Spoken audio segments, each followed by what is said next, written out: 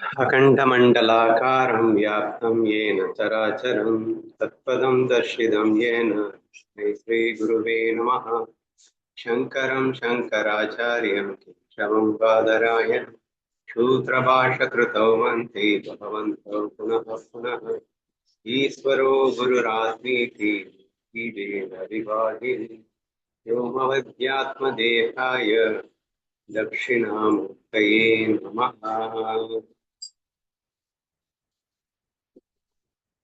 பவித்ர இந்திரயானி நதிக்கரையில் மாமி ஞானேஸ்வர் மகாராஜின் அருளால் ஏக்நாத் பாகவதம் என்ற கிரந்தத்தை துவக்கி இருக்கின்றோம். அதில் முதல் சாப்டரில் இரண்டாவது பகுதியில் 245 ஸ்லோகங்கள் நிறைவடைந்து விட்டது.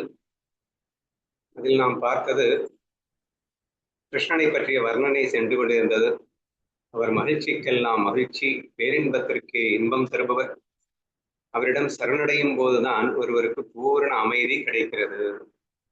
அதாவது அமைதிக்கே அமைதி, மகிழ்ச்சிக்கே மகிழ்ச்சி, இன்பத்துக்கே இன்பம் என்றெல்லாம் நாம 245ல பார்த்தோம். 246ல உருவமற்ற அந்த பரம்பொருள் உருவம் தாங்கி வந்ததே கிருஷ்ணன். அவர் மக்களின் கண்களுக்கு விருந்தானவர், அழகிற்கே அழகு சேர்ப்பவர் ஸ்ரீ கிருஷ்ணர் என்ற வர்ணனை செல்கிறது. உருவமற்ற அந்த பரம்பொருள் உருவம் தாங்கி வந்ததே அப்படின்னா என்ன அர்த்தம்னா, பிரம்மத்திற்கு உருவமே கிடையாது ஆக்சுவலா, சரியா?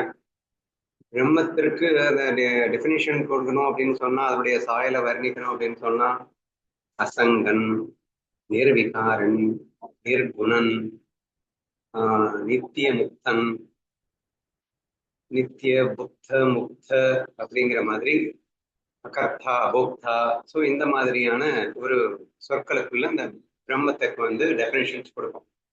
அதுல முக்கியமா அவனுக்கு ஆகாரம் இல்லை அப்படின்னா உருவம் கிடையாது அப்படிங்கிறது மெயினா சொல்லிடுவோம்.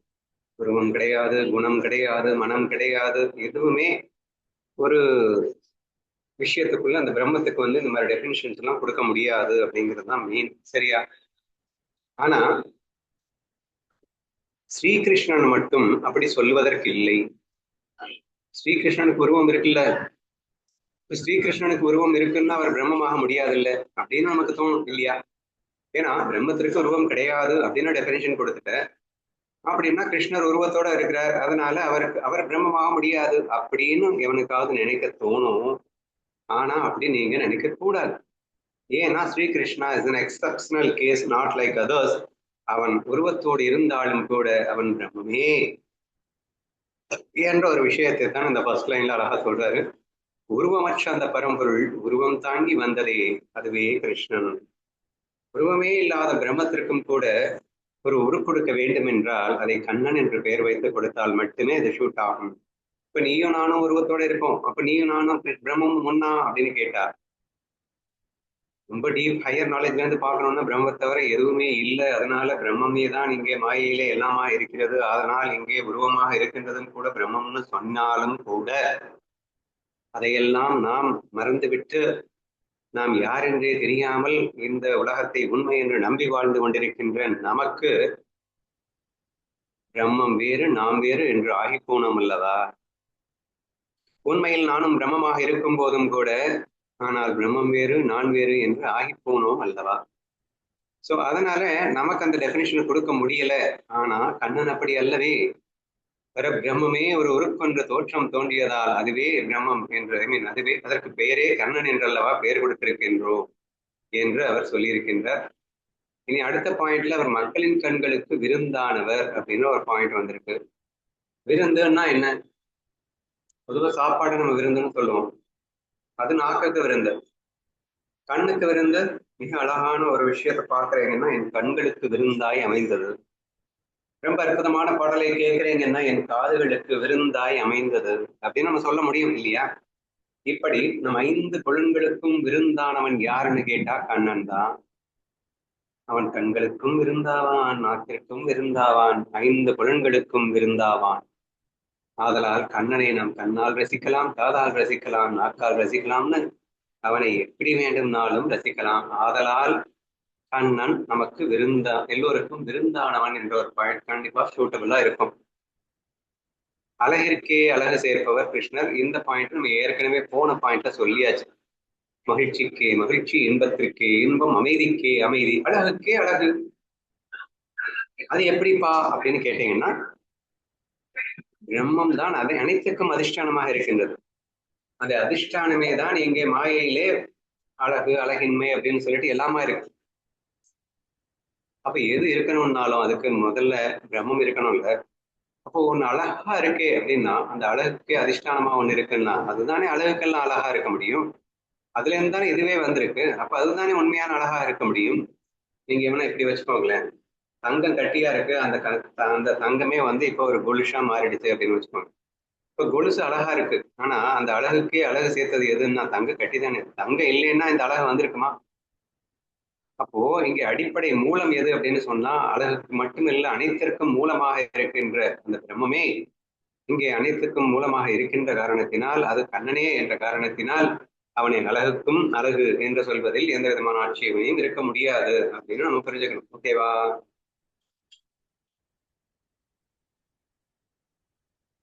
248 போகணும்னு நினைக்கிறேன். ஸோ இதுக்கு மேல நம்ம படிக்க வேண்டியது வந்து 248.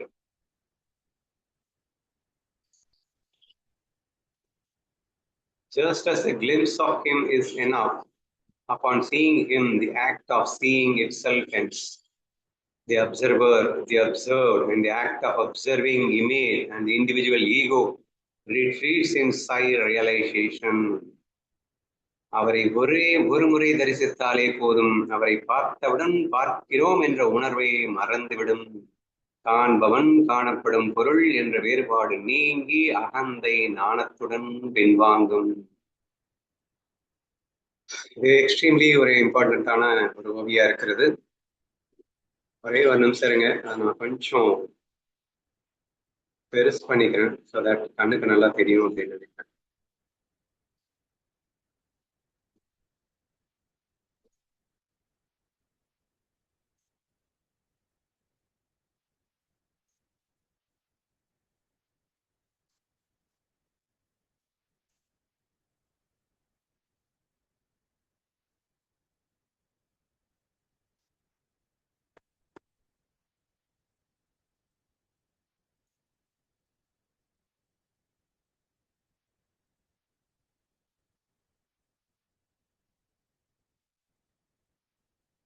டூ 47 பார்க்கணுமா? 248 டைரக்டா போயிடணும். ஆமா, நான் சொல்லலாம்னு நினைச்சேன், நான் கவனிக்கலையோ நினைச்சேன். சாரி, 247 முடிச்சாதான் உங்களுக்கு 248 இன்னும் பெட்டராகவே நமக்கு அர்த்தம் கிடைக்கும். ஸோ இப்போ பார்க்க வேண்டியது வந்து 247. 247ல என்ன சொல்லியிருக்காருன்னா, சம் எக்ஸாம்பிள்ஸோட போகுது. Whether ghee is frozen solid, அதாவது உருகி அப்படியே கட்டி மாதிரி இருக்கு அப்படின்னு வச்சுக்கோங்க. Whether ghee is frozen solid or melted, it never loses its keenness. Similarly, though the formless divine has taken a physical form, he remains the same eternal Parabrahma, supreme reality. நம்ம higher knowledge கிளாஸஸ்ல அதிகமாக வலியுறுத்தி சொல்லக்கூடிய அந்த விஷயம் மிக அழகாக இங்கே கொடுக்கப்பட்டிருக்கிறது. நெய் உறைந்திருந்தாலும் அல்லது உருகிய நிலையில் இருந்தாலும் அது தனது தன்மையை இழப்பதில்லை. அதே போல உருவமற்ற பரம்பொருள் ஒரு உருவத்தை எடுத்திருந்தாலும் அவர் எப்போதும் அந்த நித்தியமான பரபிரம்மமாகவே இருக்கின்றார் அப்படிங்கிற ஒரு எக்ஸ்ட்ரீமான ஒரு ஞான தத்துவம் இங்கே சொல்லப்படுகிறது. கிருஷ்ணனின் வர்ணனை அப்படின்னு சொல்லலாம், இல்ல உச்சகட்ட ஞான தத்துவம் அப்படின்னு சொல்லலாம், எப்படி வேணா இதை எடுத்துக்கலாம். சரி, ஃபர்ஸ்ட் எக்ஸாம்பிள் பார்ப்போம். நெய் வந்து உருகி மெல்ட் ஆகி அப்படியே தண்ணி மாதிரி இருக்கு, அல்லது நெய் வந்து கட்டியா இருக்கு. ஆனா அதனுடைய தன்மையில ஏதாவது டிஃபரன்ஸ் நீங்க பார்க்க போறீங்களா?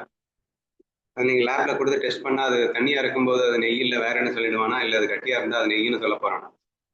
அது எப்படி இருந்தாலும் அது நெய்யே தான். அதனுடைய தன்மையில எந்த எல்லளவு மாற்றம் இல்லாமலேயே, ஆனால் அதன் உருவத்திலே மாற்றம் நிகழ்ந்தது என்பதை எப்படி நீங்கள் புரிந்து கொண்டீர்களோ, அப்படியே உருவமற்ற அந்த பரம்பொருள் ஒரு உருவத்தை எடுத்திருந்தாலும் அது எப்போதும் அந்த நித்தியமான பிரம்மமாகவே தான் இருக்கின்றார் என்று நாம் புரிந்து கொள்ள வேண்டும். சரியா? அதாவது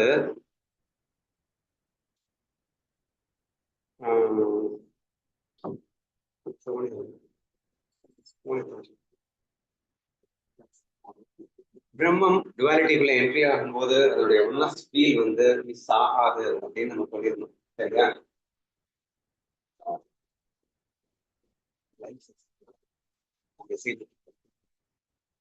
ஸோ எப்பயுமே திரும்ப திரும்ப அமிர்தனுபவல வலியுறுத்தப்பட விஷயம் என்னன்னா, அது டுவாலிட்டியில இருந்தாலும் அதோட ஒன்னஸ் ஃபீல்ல விட்டுடாமலே தான் டுவாலிட்டியில இருக்கு அப்படின்னு சொல்லியிருப்பாரு. இப்போ பிரம்மம் உலகமா மாறிடுச்சு அப்படின்ன உடனே அந்த பிரம்மத்தின் தன்மையை இழந்து விட்டு மாறிவிட்டதா அப்படின்னு கேட்டா இல்லவே இல்லை அப்படிங்கிறத ஆணித்தரமா நம்ம பல தடவை நிரூபிச்சிருக்கோம் அப்படின்னு உங்களுக்கு தெரியும். சரியா? எந்த அளவுக்கு பேசியிருக்கோம் அப்படின்னு சொன்னா, பிரம்மம் தான் உலகத்திற்கு உணர்வை தருகிறது, இந்த உலகம் பிரம்மத்திற்கு உணர்வை தர முடியாது அப்படின்னு பேசியிருக்கோம். பிரம்மத்தின் உணர்வு தான் மனதில் பட்டு பிரதிபலிப்பதால் அந்த மனசு உணர்வுமயமாக தெரிகிறது, அதற்கு இல்லைன்னா மனசே ஒரு ஜடம் தான் அப்படின்னு நம்ம சொல்லியிருக்கோம். இப்ப மனசுல பட்டு பிரதிபலிக்கும் போது அந்த வேஷத்தின் காரணமாக அது டிஃபரெண்டாக உணர்வுகளை வெளிப்படுத்தினாலும் உண்மை அப்படின்னு பாத்தீங்கன்னா அந்த பிரம்ம உணர்வே தான் அங்கே வித்தியாசமாக வெளிப்படுகிறது. அப்படின்னா என்ன? நவரசங்களாக வெளிப்படுகிறது அப்படின்னு வச்சுக்கோங்களேன். இந்த நவரசங்களாக வெளிப்படுகின்ற அந்த வெளிப்பாடு உண்மை அல்ல, ஆனால் வெளிப்படுத்தி அதிஷ்டானம் தான் உண்மை அப்படிங்கிறத நம்ம திரும்ப திரும்ப பார்த்திருக்கோம். அதைத்தான் இங்க எக்ஸாம்பிள் சொல்லியிருக்காரு. இன்ஃபேக்ட் நம்ம காலையில மெசேஜ் பார்த்தோம், அந்த மெசேஜும் சேம் தான். இந்த மனம் என்றால் என்ன அப்படிங்கிற விளக்கத்துக்கு என்ன கொடுக்குறோம்னா, மனம் என்பது பிரம்மத்தில் ஓடுகின்ற எண்ண ஓட்டம். மனம் என்பது பிரம்மத்தில் ஓடுகின்ற எண்ண ஓட்டம். பிரம்மம் தான் உணர்வுமயமானது. அந்த உணர்வுமயமான பிரம்மமே தான் அந்த மனதிலே படும்போது அது டிஃபரெண்டாக உணர்வுகளாக பிரதிபலிக்கின்றது. ஆனால் அத்தனையும் பிரம்ம உணர்வே தான் இங்கே பிரதிபலிக்கின்றது. அப்ப இங்க வந்து அழுகிறான், அப்புறம் சிரிக்கிறான், வந்து எக்ஸாம்பிள் போயிடலாம், ஈஸியா புரியும். இப்ப வந்து ஒரு நடிகன் இருக்கான், அந்த நடிகன் வந்து அழுகிறான், சிரிக்கிறான், கோவப்படுறான், என்ன வேணா பண்ணட்டும். இப்போ அவன் சிரிக்கும் போது அந்த நடிகர் அப்படிங்கிற அந்த நடிகருக்குன்னு ஒரு உணர்வு இருக்கு இல்லையா? அந்த நடிகர் அப்படிங்கிற உணர்வு செத்து போயிடுச்சா, இல்ல காணாம போயிடுச்சா, இல்ல மாறிடுச்சா? எதுவுமே மாறாது. இன்ஃபேக்ட் அந்த நடிகருடைய உணர்வே தான் அழுதுன்னு இருக்கிற மாதிரி சும்மா நாச்சுக்கும் இருக்கு. அப்ப சிரிச்சுட்டு இருக்கிறது யாரு? அதுவும் நடிகனுடைய அதே உணர்வு தான் சிரிக்கிற மாதிரி சும்மா நாச்சுக்கும் எக்ஸ்பிரஸ் பண்ணி காட்டுது. சும்மா நாச்சுக்கும் கோவப்படுற மாதிரி எக்ஸ்பிரஸ் பண்றது. எக்ஸ்பிரஷன் எல்லாமே சும்மா. ஆமா, யாருடைய எக்ஸ்பிரஷனு? அது ஒரிஜினல் கான்சியஸ்னுடைய எக்ஸ்பிரஷன். அப்போ பிரம்மம் அப்படிங்கிறது ஒரிஜினல் கான்சியஸ் அப்படின்னா, இந்த வேஷங்கள் அப்படிங்கிறது ரெஃப்ளெக்டட் கான்சியஸ்னஸ். ஒரிஜினல் கான்சியஸே தான் ரெஃப்ளெக்டட் கான்சியஸா இருக்கிறது. பட் மேலோட்டமா பாத்தீங்க அப்படின்னா அது அழுவும், சிரிக்கும், கோவப்படும் அப்படின்னு டிஃபரெண்டா இருக்கும். ஆனா ஒரிஜினல் கான்சியஸ் அப்படிங்கிறது அது உணர்வு மயமானது, அவ்வளவுதான் சொல்ல முடியும். அது இந்த உணர்வு அந்த உணர்வுன்னு இல்லை. உணர்வுக்கெல்லாம் உணர்வாக இருக்கின்றது, எந்த உணர்வுன்னு பிரிச்சு காட்ட முடியாது. அது உணர்வு மயம், அவ்வளவுதான் காட்ட முடியும். அதையும் மீறி காட்டணும்னா டீப் ஸ்லீப்ல நீ ஒரு உணர்வுல இருந்தே இல்லடா, அந்த உணர்வு தான் வேணா சொல்ல முடியுமே தவிர அந்த உணர்வை என்னால காட்ட முடியாது. ஆனா அந்த உணர்வு தான் எல்லா உணர்வுமாக இருக்கு என்று நாம் சொல்ல முடியும். அப்ப எல்லா உணர்வுமாக அது இருக்கு அப்படிங்கிறதுக்காக அந்த ஒரிஜினல் உணர்வு மிஸ் ஆயிடுச்சு, காணாம போயிடுச்சு, இல்லாம போயிடுச்சுன்னு அர்த்தமா? இல்லை இல்லையா? அந்த ஒரே ஒரிஜினல் உணர்வே தான் இங்கே அனைத்து உணர்வுகளாக இருக்கிறது என்பது எப்படி உண்மையோ, இப்ப இங்க பாருங்க, நெய் உறைந்திருந்தாலும் உருகிய நிலையில் இருந்தாலும் தன்மை இழப்பதில்லை. அப்ப அந்த ஒரிஜினல் அப்படிங்கிற அந்த தன்மை வந்து ஒரு காலம் இழக்காமலேயே தான் அதனுடைய உருவங்கள் இங்கே மாறிக்கொண்டிருக்கின்றன. தண்ணியா இருக்கு, கட்டியா இருக்கு, எப்படி இருந்தாலும். பட் அங்க இருக்கிறது என்னன்னா நெய் தான். அதே மாதிரி இருக்கிற ஒரே ஒரு உணர்வு, அது பிரம்ம உணர்வு. அந்த பிரம்ம உணர்வு மட்டுமே தான் இங்க எத்தனை உணர்வுகளாக காட்சிக்கு தென்பட்ட போதிலும் அது அனைத்தும் அந்த ஒரு உணர்வு தான், அது பிரம்ம உணர்வு மட்டும்தான். நம்ம அடிக்கடி பேசியிருக்கோம், அது மொல்லமான உணர்வு, முடிச்சவைக்கு உணர்வு, அல்லது திருடன் கள்ளன் உணர்வு, அது மோசமான உணர்வு, என்ன உணர்வு வேணா வச்சுக்கோங்க, இது எல்லாமே ரெஃப்ளெக்ஷனு. ஆக்சுவலா அந்த ஒரிஜினல் கான்சியஸே தான் இது ரெஃப்ளெக்ட் ஆயிட்டு இருக்கு. இங்க ரெண்டாவதா ஒரு உணர்வே கிடையாது, இருக்கிறது ஒரு உணர்வு மட்டும்தான். ஆனா பாக்குறதுக்கு லட்சக்கணக்கான உணர்வுகள் உங்களுக்கு இருக்கிற மாதிரி தெரியலாம். தெரிஞ்சிருச்சு அப்படிங்கிறதுக்காக அது ரெண்டுன்னு கிடையாது என்று நாம எப்படி புரிந்து கொண்டோமோ அந்த விஷயத்தை தான் இந்த இடத்துல அழகா சொல்லியிருக்கிறார் அப்படின்னு நீங்க புரிஞ்சுக்கோங்க. நெய் உறைந்திருந்தாலும் அல்லது உருகிய நிலையில் இருந்தாலும் அது தனது தன்மையை இழப்பதில்லை. அதே போல உருவமற்ற பரம்பொருள் ஒரு உருவத்தை எடுத்திருந்தாலும் அவர் எப்போதும் அந்த நித்தியமான பரபிரம்மமாகவே இருக்கின்றார். பிரம்ம உணர்வு எந்த வகையிலும் டேமேஜ் ஆகாமலேயே தான் அது பல்லாயிரக்கணக்கான உணர்வுகளாக இங்கே ததும்பிக் கொண்டிருக்கிறது, நிரம்பிக் கொண்டிருக்கின்றது என்பதை நாம் புரிந்து கொள்ள வேண்டும்.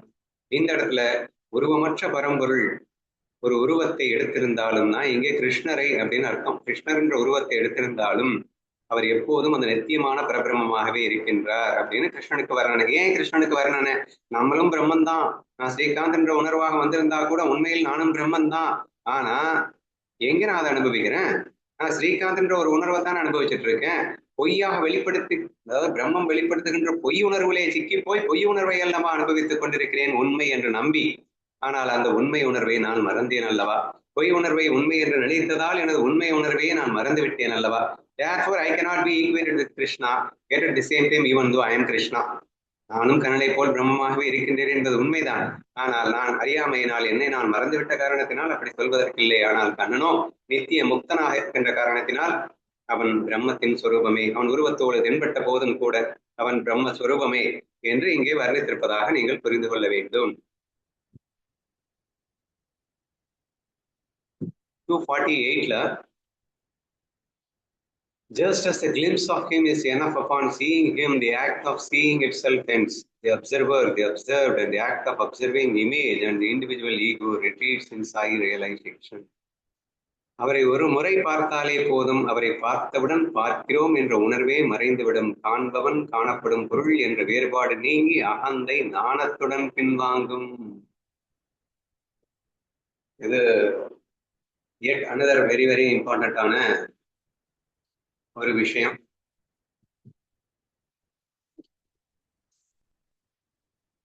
அதாவது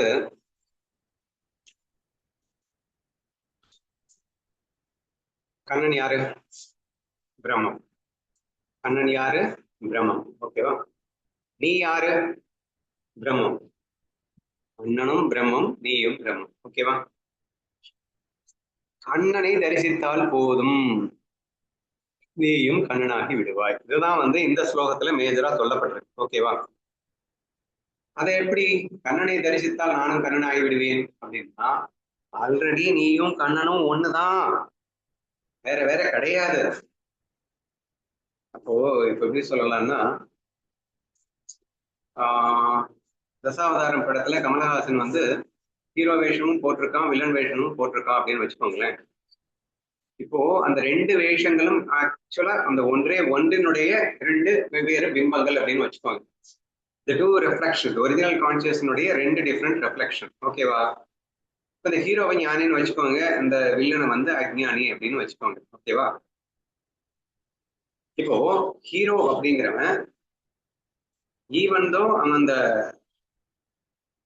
நடிகருடைய அந்த உணர்வே இப்ப ஹீரோயிக் அந்த ஆக்ஷன் பெர்ஃபார்ம் பண்ணும்போது அவன் டிஃப்ரெண்டான உணர்வுகள் வெளிப்படுத்தினாலும் அந்த ஹீரோ அப்படிங்கிற உணர்வு மாயா உணர்வு, அதாவது ஞானமாக நடந்து கொள்ளுகின்ற அந்த உணர்வே மாயா உணர்வு. உண்மையில் பிரம்ம உணர்வு மட்டும்தான் ஒரிஜினல் உணர்வு. அந்த ஒரிஜினல் உணர்வு இப்ப ஹீரோ வேஷத்துல இருக்கு. இது மாயைக்காக நான் ஹீரோ வேஷம் போட்டிருக்கேன்னு புரிஞ்சுக்கிட்டு நடிச்சா அவன் ஞானின்னு அர்த்தம். ஓகேவா? இப்போ வில்லன் வேஷத்துலயும் யார் இருக்காங்கன்னா அது சேம் நடிகர் தான் இருக்கான். அந்த பிரம்மம் தான் இப்ப வில்லனாவும் இருக்கு, பிரம்மம் தான் ஹீரோவாகவும் இருக்கு. ஆனா பிரம்மம் வில்லனா இருக்கும்போது அந்த வில்லன் வேஷம் என்ன நினைக்குது அப்படின்னா, இல்ல நான் பிரம்மம் இல்லைன்னு நினைக்குது. அதாவது இந்த வேஷத்தை உண்மைன்னு நம்புது. ஹீரோ அப்படி நம்பல. அது சும்மா நாச்சுக்கும் ஒரு வேஷம், நான் பிரம்மம் தான், சும்மா நாச்சுக்கும் இந்த ஹீரோ வேஷத்துல இருக்கேன் அப்படின்னு புரிஞ்சுக்கிட்டவன் யாரு? ஹீரோ, அதாவது ஞானி. இங்க அதை புரியாம வில்லன் வேஷத்தையே உண்மைன்னு நம்பி இந்த வில்லன் வேஷமே நான் நினைச்சுக்கிட்டவன் யாரு? அவன் அஞ்ஞானி அல்லது வில்லன்னு சொல்லணும். ஓகேவா? இதை அப்படியே வச்சுக்கோங்க. இப்ப நெக்ஸ்ட் என்ன ஆகுதுன்னா, இந்த வில்லன் ஒரு முறை தரிசித்தாலே போதும் அப்படின்னு வந்திருக்கு. ஓகேவா? இந்த இடத்துல எக்ஸ்ட்ரா ஒரு விஷயத்தை நான் சேர்த்துக்கிறேன். ஒரு முறை தரிசித்தால் நான் வில்லன்னு சொல்லிட்டதுனால உங்களுக்கு கன்ஃபியூஸ் ஆயிடும். பக்தன்னு போட்டிருந்தா நல்லா இருந்திருக்கும். எனிவே வில்லன்னு போட்டு நம்ம பேசுவோம். ஒருவேளை வில்லன் பட்ட அடியில ஹீரோ கிட்ட வித் லவ்வோட அப்படின்னு அர்த்தம், அல்லது பக்தி பாவத்தோட போகணும், சும்மா போகக்கூடாது. அந்த கண்ணனை நீங்க தரிசித்தாலே போதும் அப்படிங்கிறதுக்கு அர்த்தம் என்னன்னா, கண்ணன் மேல ஒரு லவ் ஃபீலோட நீங்க போனீங்கன்னா, அல்லது அட்லீஸ்ட் வெறுப்புணர்ச்சி இல்லாம போனீங்கன்னா என்ன நடக்கும் அப்படிங்கிற விந்தையை தான் இந்த இடத்துல ஏக்நாத் எழுதியிருக்காரு. சரியா? என்ன எழுதியிருக்காரு? நீங்க ஒரு முறை தரிசித்தால் என்ன ஆகும்? பார்த்தவுடன் பார்க்கிறோம் என்ற உணர்வே மறைந்துவிடும் அப்படின்னு சொல்லியிருக்காரு. திரிபுடிகள் காணாம போயிடும் சார். காண்பவன் காணப்படும் பொருள் என்ற வேறுபாடு நீங்கி அகந்தை அப்படிங்கிறது ஈகோன்றது டோட்டலா டெஸ்ட்ராய் நீயும் அவரா மாறிடுவ. சிம்பிளா சொல்லணும்னா கண்ணனை பார்த்தா கண்ணனா மாறிடுவ அப்படிங்கிறார். ஏன்னா கண்ணனுக்கு ஆல்ரெடி திருப்படிகள் இல்லை, அவன் பிரம்ம உணர்வுல தான் இருக்கான். விமானத்துக்கும் வேஷத்துக்காக நம்ம வந்து இந்த உலகமாகவே விரிஞ்சிருக்கோம். காண்பவன் காணப்படும் பொருள் காட்சி என்ற அனைத்துமாக விரிந்திருப்பது நானே, நான் பிரம்ம உணர்வான நானே சும்மா நாத்துக்கும் இப்படி இருக்கேன்னு புரிஞ்சவன் யாரு? கண். இப்போ புரியாத ஒருத்தன் அந்த புரிஞ்சவனை பாக்குறான், புரியாத ஒருத்தன் பக்தியோட பாக்குறான்னு சேர்ந்து நீங்க ஒரு அனலைஸ் பண்ணுங்க. சரியா? பார்த்தா என்ன ஆகும்?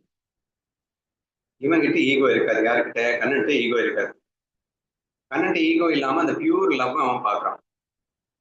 அப்போ அனைத்தும் ஒன்றுன்ற அந்த ஒன்னஸ் ஃபீல்ல இருக்கிறத அவன் பாக்குறான். இப்போ நான் வேற நீ வேற அப்படின்னு பாகுபாடே பார்க்க தெரியாத கண்ணனை நீ பாக்குற. நீ இமேஜின் பண்ணுங்க. சரியா? அனைத்தும் ஒன்றென்ற அந்த ஒன்னஸ் ஃபீல்ல இருக்கக்கூடிய அந்த கண்ணனை நீ போய் பார்த்தா, அதாவது உன்னை அது அறியாமையில் இருக்கின்ற நீ போய் பார்த்தா என்ன ஆவ அப்படின்னா, நீ வந்து அவனுடைய லவ்ல இமர்ஸ் ஆகி இன்ஸ்பயர் ஆகி அந்த ஒன்னஸ் ஃபீலாவே மாறிடுவ. அவனுடைய அன்பு உனக்குள் தொற்றிக்கொள்ளும். அந்த அன்பு உனக்குள் தொற்றும் போது ஆட்டோமேட்டிக்கா அகந்தை அழிந்துவிடும். அகந்தை வெக்கப்பட்டு பின்வாங்கிவிடும் அப்படின்னு சொல்றாரு. கேவலமா இருக்கும். உதாரணமா நான் அம்பரீஷன் கதையை முதல்ல கேட்கும்போது என் கண்களிலிருந்து நீர் வலிகிடுதுன்னு ஏன் வலிகுதுன்னு நினைக்கிறீங்க? வெக்கத்தால அகந்தை, என்னுடைய ஈகோ வந்து வெக்கப்படுது.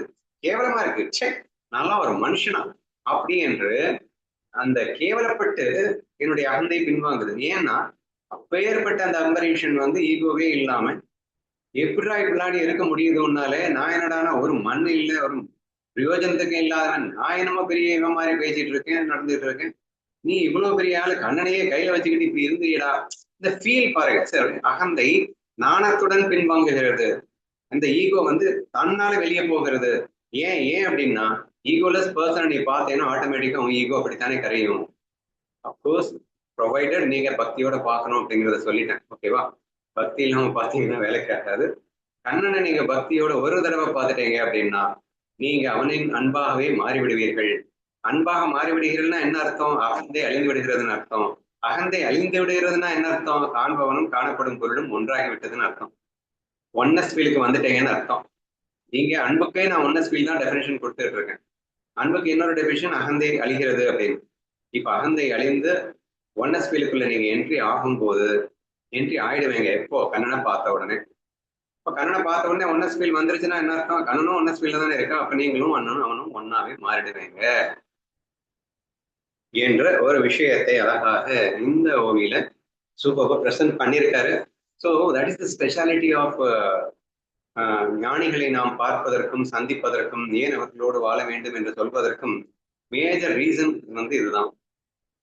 அப்போ தரிசனம் அப்படிங்கிறது, தரிசனம்னா என்ன? அவர் கூட இருக்கிறதுன்னு அர்த்தம், பார்க்கறதுன்னு அர்த்தம். தரிசனம்க்கு சரியான வார்த்தை அப்படின்னா நீ அவரை பார்த்தல் அப்படின்னு வரும். பார்த்தல் அப்படிங்கிறது சும்மா நினைக்காதீங்க. பக்தியோடு நீங்க அவரை கொஞ்ச நேரம் பக்கத்துல இருந்து பார்த்தீங்கன்னாலே போதும். ஆட்டோமேட்டிக்கா அவராகவே நீங்கள் மாறிவிடுவீர்கள். அப்படிங்கிறதான் முக்கியம். அந்த அண்டர்லைன் மட்டும் அதை மட்டும் பண்ணிக்கோங்க. நீங்க ஈகோவோட போயிட்டு நீங்க அவர் கூடவே கும்மால் அடிச்சா கூட ஒரு வேலைக்கும் ஆகாது அப்படின்னு சேர்ந்து புரிஞ்சுக்கோங்க. அப்புறம் நான் ஆகலையே, நான் கண்ணனை நான் பார்த்துட்டு தானே இருக்கேன் அப்படின்லாம் கேட்கக்கூடாது. ஓகேவா? 249ல என்ன சொல்றாருன்னு பார்க்கலாம். அண்ணா இதுக்கு முன்னாடியும் வந்து குழந்தையா அதாவது எவ்வளவுதான் சேஷ்டைகள் செஞ்சுட்டு இருந்தாலும் கூட ஈகோல அவருக்கு முன்னாடி போனா குழந்தையா மாறிடுவோன்னு சொல்லியிருக்காரு. இன்னொன்னு வந்து கண்ணனே இன்னசென்ட்டா எல்லா லீலைகளும் புரிவான். ஆனா அவன் பக்கத்துல போகும்போது நமக்கும் அந்த இன்னசென்ஸ் வந்துரும் அப்படிங்கிற மாதிரியும் இங்க சொல்லியிருக்காரு. ஆமா, நம்ம படிச்ச பாட்டு சொன்னார் இல்லையா, கண்ணோடு கண் சேரும் போது வார்த்தைகள் எங்கே போகும், கண்ணானி முன்னே வந்தா என் நெஞ்சம் குழந்தையாகும் அப்படிங்கிற பாட்டு ஞாபகப்படுத்துற. ஓகே, so இப்ப 249, the eyes become so satisfied that they give a burp of contentment. One becomes a neighbor to one's own true self, attaining the highest bliss in the form of Sri Krishna. கண்ணனின் தரிசனத்தோட என்ன பண்ணுதுன்னா கண்களே திருப்தி அடைஞ்சிருச்சான். இனிமே பாக்குறதுக்கு என்னடா இருக்கு, எனக்கு வேற இன்னுமே பார்க்க வேணாம், ஐ எம் கம்ப்ளீட்லி சாட்டிஸ்ஃபைடு. கண்டென்டட்னா திருப்தி, சரியா, முழுமையான திருப்தி அடைந்து விட்டது கண்கள். அப்படின்னா என்ன அர்த்தம்? இப்போ வயிறு ஃபுல்லா திருப்தியா சாப்பிட்டீங்கன்னா அடுத்து வந்து அல்வாவோ என்னவோ கொடுத்தாலும் எனக்கு வேண்டாம்னு நீங்க சொல்வீங்க. அதுக்கு பேர் தான் திருப்தி. இதுக்கு மேல் நான் அனுபவிப்பதற்கு எதுவுமே இல்லையடா என்று ஒரு ஃபீல். இப்ப கண்கள் எதுக்கு இருக்கு? அழகழகா பாக்குறதுக்கு இருக்கு. என் கண்ணனை பார்த்ததுக்கு அப்புறம் இனிமே நான் ஒண்ணுமே பார்க்க வேணாம் அப்படிங்கிற ஒரு நிலையை அடைந்து விடுகிறது அப்படிங்கிற ஒரு விஷயத்தை தான் இங்க சொல்லியிருக்கார். கண்கள் திருப்தி அடைந்து ஆனந்த பெருமூச்சு விடும். ஒருவன் தனது உண்மையான ஆன்மாவிற்கு மிக அருகில் வந்த ஸ்ரீகிருஷ்ணரின் ரூபத்தில் மிக உயர்ந்த சுகத்தை அடைகிறான். அவ்வளவு பெரிய ஆனந்தம் ஏன் வருது அப்படின்னு சொன்னா, அவன் போன ஸ்லோகத்துல என்னவா மாறிட்டான்? கண்ணனாவே மாறிட்டானே. இப்ப கண்ணனுடைய அந்த ஆனந்தம் அவனுக்கு வராம எங்க போகும்? சோ அவனுடைய உண்மையான ஆன்மாவிற்கு மிக அருகில் வருகிறான். கண்ணனை பார்த்த உடனே அவன் வந்து கண்ணனாவே மாறிடுவான்னு போன ஸ்லோகத்திலேயே சொல்லிட்டாரா? அப்போ அந்த கண்கள் முழுமையாக திருப்தி அடைந்து ஆனந்த பெருமூச்சு விடும் அப்படின்னா கண்களுக்கு இதுக்கு மேல என்ன, இதுக்கு மேல ஒரு சந்தோஷம் கண்களுக்கு வராதுன்னு சொன்னா என்ன அர்த்தம்? பிகாஸ் பிரம்மானந்தமாவே மாறிட்டானே, கண்ணனாவே மாறிட்டான் இல்லையா? அதனால நீங்க வந்து எக்ஸ்ட்ரீம்லி சாட்டிஸ்ஃபைட் ஆயிடுவீங்க, திருப்தி ஆயிடுவீங்க, இதுக்கு மேல எதுவுமே வேண்டாம்னு சொல்லிடுவீங்க. காரணம் என்னன்னா நீங்கள் உங்களுடைய ஒரிஜினல் கான்சியஸ் கிட்ட நெருங்கிட்டீங்க. அதாவது தனது உண்மையான ஆன்மாவிற்கு மிக அருகில் வந்து ஸ்ரீகிருஷ்ணனின் ரூபத்தில் மிக உயர்ந்த சுகத்தை அடைகிறான் அப்படின்னு அர்த்தம். வந்து உங்களுடைய ஆன்மாவை எங்க பாக்குறீங்க அப்படின்னா கிருஷ்ணனின் ரூபத்துல பாக்குறீங்க, பிரம்மத்துல பாக்குறீங்க அப்படின்னு நம்ம பொதுவா சொல்லணும். நம்ம பிரம்ம சைத்தன்யமும் ஜீவ சைத்தன்யமும் ஒன்று. அப்ப ஞானியான மொமெண்ட்ல உன்னுடைய ஜெய்வ சைத்தன்யம் இஸ் ஈக்குவல் டு பிரம்ம சைத்தன்யம் அப்படின்னு நம்ம சொல்லுவோம் இல்லையா? இந்த இடத்துல அந்த பிரம்ம சைத்தன்யத்துக்கு தான் ஒரு உருக்கொண்டு இப்ப கிருஷ்ணனா வந்துருச்சு, கிருஷ்ண சைதன்யமா வந்துருச்சு அப்படின்னு வச்சுக்கோங்க, சரியா? therefore இந்த ஜீவ சைதன்யம் வந்து மெர்ஜ்டு வித் பிரம்ம சைதன்யம் அப்படின்னு சொல்றதை விட ஜீவ சைதன்யம் is now merged with Krishna. ஈஸ்வரார்ப்பணம் பிரம்மார்ப்பணம் அப்படின்னு ரெண்டு விஷயம் இருக்கான். என் ஃப்ரெண்ட் ஒருத்தி அடிக்கடி எனக்கு சொல்லிக்கிட்டே இருப்பான், சரியா? அது என்னது? சர்வார்ப்பணம் அப்படின்னு சொல்லுவா, இல்ல ஈஸ்வரார்ப்பணம் அப்படின்னு. இது என்னமா இதுல டிஃப்ரெண்டா சொல்றீங்க அப்படின்னா, ஆனா சர்வார்ப்பணம் ஈஸ்வரார்ப்பணம் அப்படின்னு சொன்னா இந்த ஜீவன் ஈஸ்வரனை சரணடைவதை குறிக்கும். சரி, பிரம்மார்ப்பணம் அப்படின்னா இந்த ஜீவன் பிரம்மத்திடம் சரண் புகுவதை பிரம்மார்ப்பணம் சரண் புகும்.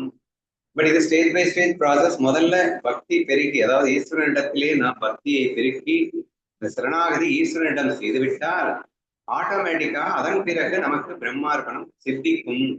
ஸோ நம்ம முயற்சிக்க வேண்டியது ஈஸ்வரார்ப்பணத்துக்கு தான்.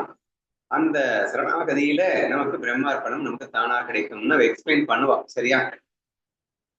அப்போ இங்க அதுதான் போட்டிருக்கு, ஒருவன் தனது உண்மையான ஆன்மாவிற்கு மிக அருகில் வந்து, கிட்டத்தட்ட அவன் பிரம்மானந்தத்திற்கே வந்துட்டான். ஆனா எப்படி வர்றான்? கிருஷ்ணனின் ரூபத்தில் மிக உயர்ந்த சுகத்தை அடைகிறான். ஆல்ரெடி கிருஷ்ணனும் பிரம்மமும் ஒண்ணு. இப்ப நான் கிருஷ்ணன்ட்டு மெர்ஜானான்னு பிரம்மத்திட்ட மெர்ஜானான்னு எல்லாத்தையும் ஒண்ணுதானே. அப்ப ஆட்டோமேட்டிக்கா எல்லாத்துலயும் மெர்ஜான மாதிரிதான். பட் ப்ராசஸ் எப்படி போகுது அப்படின்னா கிருஷ்ணனிடம் மெர்ஜாகி அதுக்கப்புறம் பிரம்மத்துல மெர்ஜாகிற மாதிரி அந்த ப்ராசஸ் போய்விடுகிறது. ஏன்னா கண்ணனை பார்த்த பிறகுதானே இது நடந்தது. அப்ப கண்ணன்ட்டு தான் முதல்ல மெர்ஜாக முடியும் என்று நாம் புரிந்து கொள்ள வேண்டும், சரியா?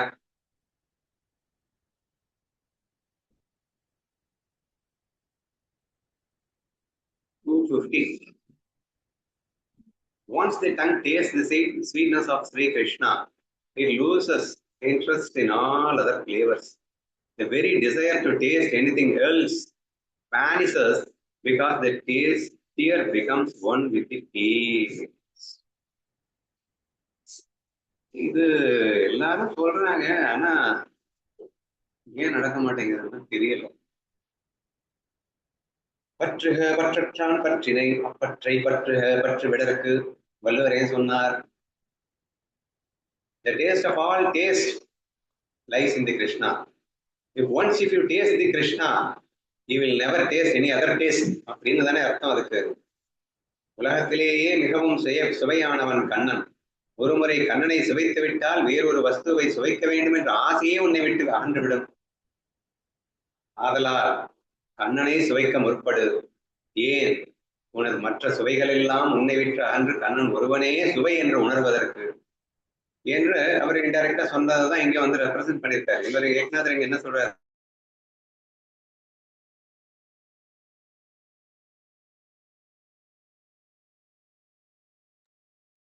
நான் சவுண்டு காணும்னா.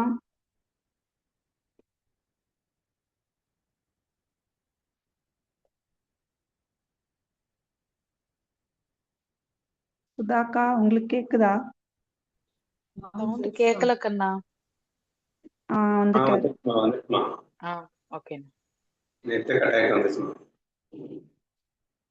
ஸ்ரீகிருஷ்ணரின் இனிமையை நாக்கு ஒரு முறை சுவைத்து விட்டால் மற்ற சுவைகளின் மீது அதற்கு விருப்பம் இருக்காது.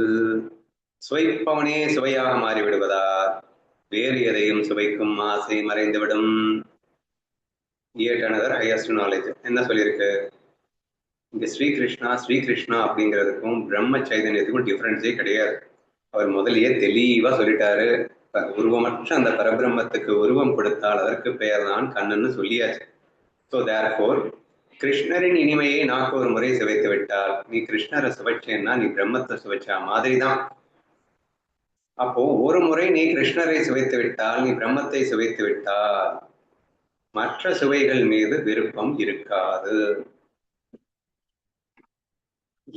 ஏன்றதுதான் அழகா அடுத்து சொல்றாரு. சுவைப்பவனே சுவையாக மாறிவிடுவதால் வேறு எதையும் சுவைக்கும் ஆசை மறைந்து விடும். அனைத்து சுவைகளுக்கும் அதிஷ்டானமாக இருக்கிறது யாரு? பிரம்மம். அனைத்து அழகுகளுக்கும் அதிஷ்டானமாக இருக்கிறது யாரு? பிரம்மம். இந்த ஒட்டுமொத்த மாயையிலே நீ என்ன வேணா பார்த்துக்கோ. அந்த ஒட்டுமொத்த அந்த 9 நவரத்தங்களை எடுத்துக்கோ, அல்லது எவ்வளவு வேணா அந்த உலகத்துல எல்லா ப்ரீஷியஸ் திங்ஸ் எடுத்துக்கோ, இந்த மாயையில என்ன வேணா எடுத்துக்கோ. அந்த இந்த உலகத்துல இருக்க எல்லா மாயைக்கும் அதிஷ்டானமாக இருக்கிறது யாரு? பிரம்மம். சரியா? கண்ணன் வச்சுக்கோங்க, பிரம்மம் வச்சுக்கோங்க, எல்லாம் ஒண்ணுதான். அப்போ கண்ணனை நீ சுவைக்கின்றாய்னா என்ன அர்த்தம்? நீ பிரம்மத்தை சுவைக்கின்றாய் என்ற அர்த்தம். பிரம்மத்தை சுவைக்கின்றாய்னா என்ன அர்த்தம்? நீ உன் சொரூபத்துக்குள்ள என்ட்ரி ஆயிட்டேன்னு அர்த்தம். உன் சொரூப சுகத்துக்குள்ள வந்துட்டேன்னு அர்த்தம். உன் சொரூப சுகத்துக்குள்ள வந்துட்டேன்னா என்ன அர்த்தம்? நீ அதிஷ்டானத்துக்குள்ள வந்துட்டேன்னு அர்த்தம். மாயையை விட்டு வெளியே வந்துட்டேன்னு அர்த்தம். அப்ப மாயையில் இருக்கின்ற அத்தனையுமாக நீயே இருக்கின்றாய் என்று உணர்ந்து விட்டாய் என்ற அர்த்தம். இந்த சுவைதான் இந்த உலகத்தில் உள்ள எல்லா சுவையாகவும் மாறி தெரிகிறது என்ற நிலையை அடைந்து விட்டாய் என்ற அர்த்தம். சுவைகளுக்கெல்லாம் சுவையாக இருப்பவனாக மாறிவிட்டாய் என்ற அர்த்தம். சுவைகளின் சுவையாக மாறிய நீ ஒரு சுவைக்கு ஏங்குவாயா? எவ்வளவு ஈஸியா புரிஞ்சுக்கலாம்னு பாருங்க. ஏன்னா நீ பிரம்மமாவே மாறிடுற. ஏன்னா அத்தனை சுவைகளுக்கும் அதிஷ்டானமாக நீ மாறிவிடுகிறாய். அழகுக்கெல்லாம் அழகு. அவர் சொன்னார்ல, என்னென்னலாம் சொன்னாரு? அழகுக்கெல்லாம் அழகுன்னாரு, இன்பத்துக்கெல்லாம் இன்பம்னு சொன்னாரு, அமைதிக்கெல்லாம் அமைதின்னு சொன்னாரு, என்னென்னமோ சொன்னாரு. சரியா? இப்படி என்ன எடுத்துக்கோங்க, எல்லாத்துக்கும் அதிஷ்டானமா இருப்பது பிரம்மம். அப்ப பிரம்மமாக மாறிடுற. நீ பிரம்மமாவே மாறிட்டதுனால உன்னிடமிருந்துதான் எல்லா சுவையுமே வெளிப்பட்டது. நீ எந்த சுவைக்கு மயங்க போற? எல்லா சுவையுமாகவே நீயே இருக்கும்போது நீ ஏன்டா சுவைக்கு மயங்க போற? நான் தன் சுவையை நாக்கு அறியாதது போலே அப்படின்னா, நாக்கிலிருந்து எல்லா சுவைகளும் வெளிப்படும் போது நாக்கு ஏதாவது சுவைக்கு மயங்குமா? எது தன்னிடம் இல்லை என்று அது தன்னை இல்லாத. ஏன்னா ஞானதேவர் சொல்லுவார், எது தன்னிடம் இல்லையோ அதற்கே தான் இந்த மனிதர்கள் இயங்குகிறார்கள் அப்படின்னு சொல்லி. ஆனா நீ எப்ப பிரம்மமா மாறிட்டியோ உங்ககிட்ட இல்லாததுன்னு என்ன இருக்கு? எல்லாமா நீயே தானே இருக்க. அப்ப அனைத்துமாக நீயே இருக்கும்போது, அனைத்து உணர்வுகளாகவும் நீயே இருக்கும்போது, அனைத்து சுவைகளாகவும் நீயே இருக்கும்போது, அப்ப நீயே இன்னொருல போய் மயங்க போற. அப்ப எப்படி உனக்கு ஆசைங்கிறது வர்றதுக்கு சான்சஸ் இருக்கு அப்படின்னு கேட்கறது நியாயமானது என்று புரிகிறதா? சோ ஸ்ரீகிருஷ்ணன் இனிமையை மற்ற சுவைகளின் மீது அதற்கு விருப்பம் இருக்காது. எப்படி அப்படின்னு நீங்க கேட்பீங்க. So simple. சுவைப்பவனே சுவையாக மாறிவிடுவதா அப்படின்னா என்ன அர்த்தம்? சுவைப்பவனே. இப்ப நான் வந்து ஒரு சுவையை சுவைக்கின்றேன், கண்ணனை சுவைக்கிறேன். கண்ணனை சுவைக்கும் போது நான் கண்ணனாகவே மாறிவிடுகின்றேன். கண்ணனாகவே மாறிவிடுகின்றேன்னா என்ன அர்த்தம்? சப்ஜெக்டும் ஆப்ஜெக்டும் ஒன்னாயிடுச்சுன்னு அர்த்தம். சுவையும் சுவைப்பவனும் சுவைக்கப்படும் பொருளும் ஒன்றாகிவிட்டது என்ற அர்த்தம். சுவையும் ஒன்றாகிவிடுகிறது என்ற அர்த்தம். அப்போ சுவைப்பவனாகவும் சுவைக்கப்படுபவனாகவும் சுவையாகவும் இருப்பது யாரு? நான் தான். அப்போ நான் கண்ணனை சுவைத்த மாத்திரத்தில் கண்ணனாகவே மாறிவிட்டேன் அப்படின்னா என்ன அர்த்தம்? கண்ணன் தான் இங்க சுவைப்பவனாகவும் சுவைக்கப்பட பொருளாகவும் சுவையாகவும் இருக்கின்றான். அப்படிப்பட்ட கண்ணனாக நான் மாறிவிடுகின்றேன். பிரம்மத்தை சுவைக்கின்றேன்னாலே நான் நான் பிரம்மபாவத்துல இருந்தா மட்டும்தான் முடியும். நான் மாயையை விட்டு வெளியே வந்தா மட்டும்தான் முடியும்.